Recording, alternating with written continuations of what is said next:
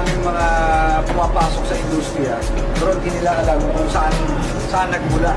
Hindi nila alam ng mga old school, mga core founding fathers. Hindi nila inaalam kung ano yung mga elemento ng hip-hop. Hindi nila inaalam kung ano yung four elements. Hindi nila alam kung saan nag-umpisa, kung sino yung mga nagtaguyod nito. Wala silang alam. Basta gusto lang nila magsuot sila ng mga bling-bling, magsuot ng baggy pants, magsuot ng sombrero pabaliktad, hip-hop na sila. Magsuot sila ng kubo, hip-hop na sila. Sana alamin ninyo, kasi para sa akin, ang hip-hop parang siyensya yan. Parang subject din yan. Kailangan, alam mo. Kasi parang kotse yan eh. Marunong ka magpatakbo eh, kung masira yung kotse, paano maayos? Diba? Parang gano'n lang yan.